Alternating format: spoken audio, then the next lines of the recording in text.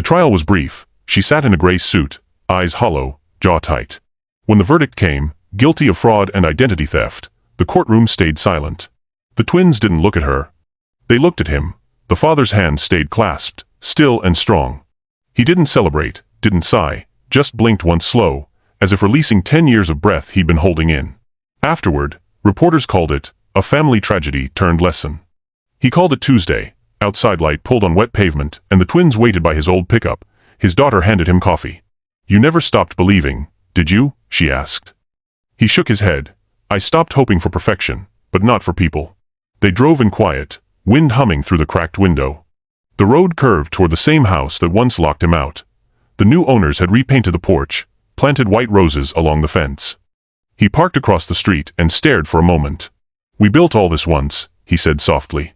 "We can build again." Weeks turned into calm routines, shared dinners, laughter that arrived without warning, the smell of real food filling rooms that used to echo. The twins repaid debt slowly, helped at the garage, learned patience. When customers asked about the father, they said he was the man who taught them that losing everything can sometimes be a gift disguised as silence. On a warm evening, they surprised him with a new sign over the shop door. Armand & Co. Repairs family owned. He stared at it, eyes glinting under the streetlight. "Looks expensive," he muttered, and they laughed. The kind of laugh that shakes the dust off memory. Later that night, as they locked up, his son said, "I used to think strength meant never needing help." The father smiled faintly. "Strength," he said, "is knowing when love deserves another chance." He walked home beneath a sky heavy with stars, somewhere the past folded neatly behind him. The same city that once looked away now seemed to nod back in quiet respect. He reached his doorstep, turned the key, and for the first time in years, the door opened without resistance. Inside, the air smelled of coffee and peace. He sat in his old chair, closed his eyes, and let stillness speak. Sometimes, forgiveness doesn't come with music. It comes with the sound of your own children breathing under the same roof again. In the end, he didn't need to be right. He only needed to be there, and he was. Sometimes the deepest betrayal isn't losing what you built. It's being erased by the ones you built it for. But forgiveness, that's how you win without fighting. If this story moved you, share it with someone who's ever been underestimated, forgotten, or replaced. Because love, like his, doesn't vanish. It rebuilds in silence, stronger than before. "Get out, Dad. We're done." The words hit harder than the slam door. Neighbors peeked through curtains as a man who built his children's future was left standing on the porch, holding nothing but a duffel bag and decades of sacrifice. No one knew the truth. That the mother who vanished years ago had returned, twisting love into poison, but the silence that followed would soon break. And when it did, everything they owned would crumble. No spotlight follows this tale, only the hush of breath, the weight of choices, and a door that learns your name again. Keep close, reader, as the city exhales and memory rearranges itself tonight. He stood at the curb with a canvas duffel, and a slow, careful breath while the smart lock blinked red.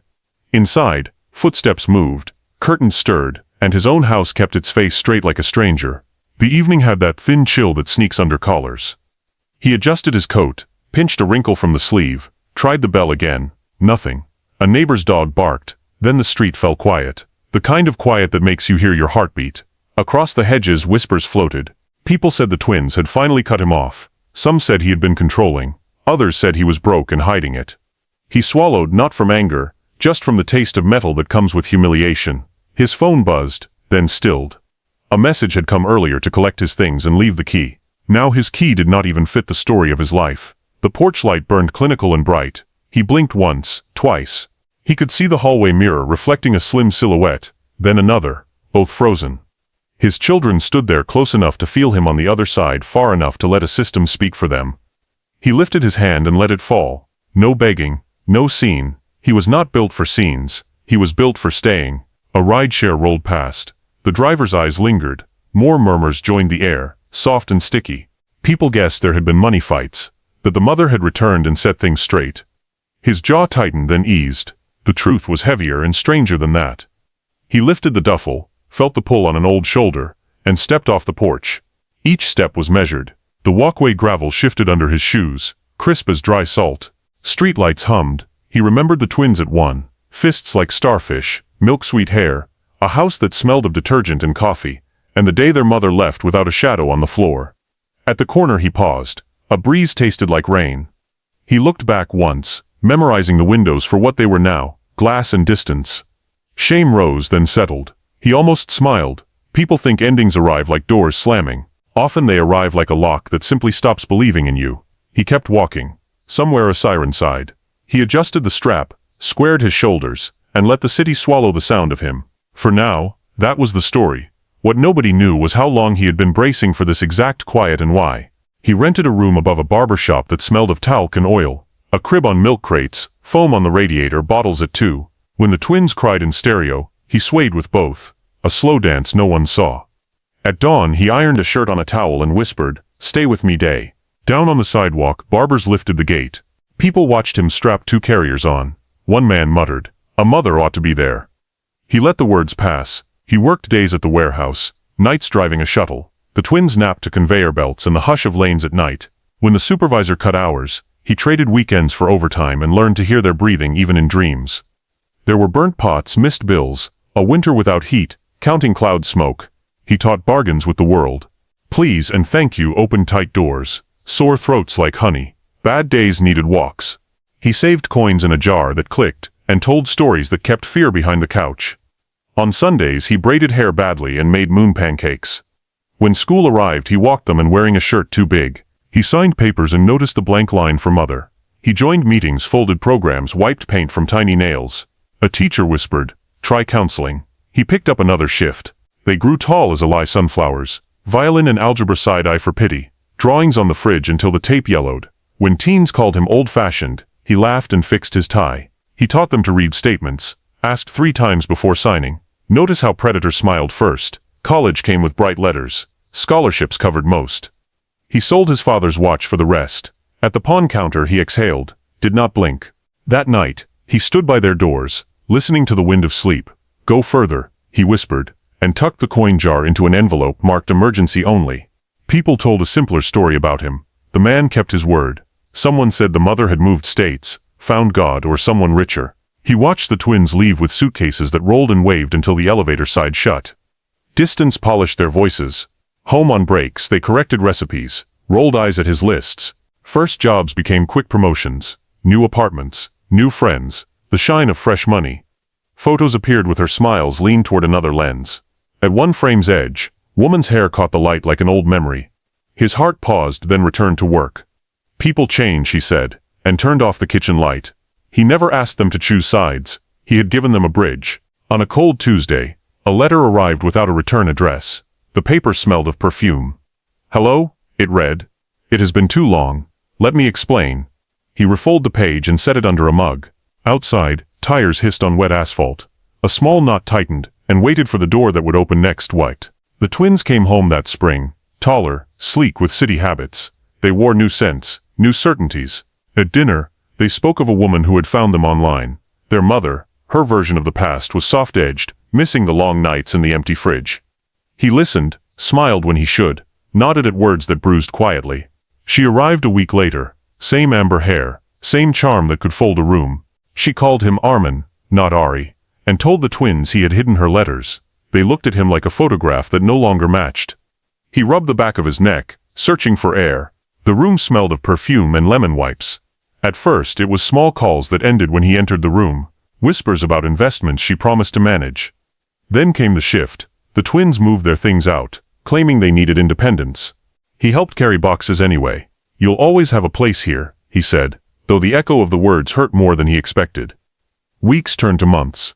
The mother hosted dinners, smiled through champagne, told stories that made him sound like a relic. She convinced the twins to sign loan forms. "Just routine," she said. When he tried to warn them, his messages went unread. He walked the same street slower, wondering how love could sound like accusation when repeated by strangers. One night, he saw his daughter's name trending on social media. Some influencer post about a charity partnership. Her smile was wide, but the comments mentioned financial irregularities. He felt a chill move through him, quiet and certain. 2 months later, a call came. His son's voice was tight. "Dad, she's gone. Accounts are empty. There's debt in our names. Papers, fines, eviction threats." It all crashed down like bad weather that had been forming unseen. The twins sat in a cafe, broken and pale, realizing the woman they defended had left them holding ruin. He arrived without judgment, only an umbrella. His coat was damp, his hands steady. He listened, didn't say, "I told you." Instead, he ordered them soup. Silence did the talking. Later that night, in the small room above the barber shop where everything began, they cried on the same couch he'd slept on years ago. The air was heavy with the smell of rain and regret.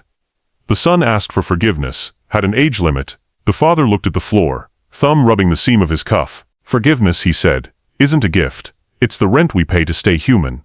Somewhere between sobs and thunder, the twins leaned on him, not as heroes, not as victims, just children finding their father again. Morning broke gray and clean, like the world had been rinsed overnight. The three of them sat at the narrow kitchen table in silence. Steam rose from chipped mugs. His daughter traced the rim of hers, eyes swollen, voice barely above breath. She said she'd fix everything. He didn't answer. Instead, he opened a worn folder, receipts, loan notices, and copies of messages she'd sent him years before, ones that never made it to them. The paper rustled softly, like the past clearing its throat. He had known this moment might come. Months earlier, when she first reached out, he'd followed quietly, checked her records, old aliases, debts. He'd filed what he found under no one's name, just in case. Now he slid it toward them. "It's not revenge," he said. "It's proof." They leaned in, eyes widening as the pattern unfolded. Fake charities, credit fraud, duplicate IDs. The twin silence thickened until his son pushed the folder away and whispered, "She used us." The truth didn't roar. It settled heavy and calm.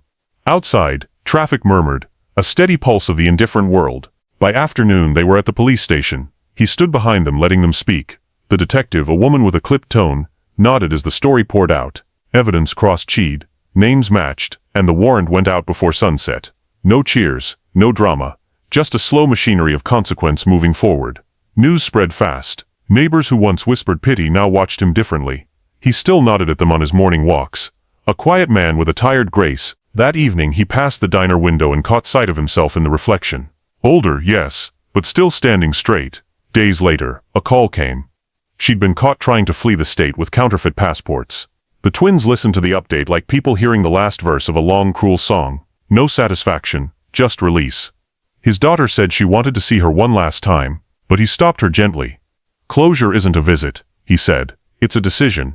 He went back to work at the garage fixing engines, wiping hands on rags that smelled of oil and sun. Sometimes customers asked about the photo tape near the register. Him, the twins, a lake behind them, he would smile and say, "That's my miracle."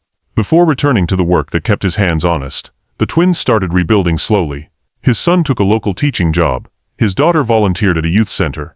They rented a small apartment nearby, not out of obligation, but because being close felt right again. Some evenings, they came to the garage just to sit. They didn't talk much. Sometimes presence said enough. On the night the court date was announced, they shared takeout and laughter that stumbled but didn't break. He noticed how light now lingered in their faces. Pain had scoured them into something sincere. When they left, he lingered by the window, hand resting on the cool glass, watching their figures fade into streetlight haze. In that quiet, he exhaled. Justice hadn't roared. It had whispered through time. Patient as him, he locked the door, turned the sign to closed, and walked home under a sky that finally felt like mercy.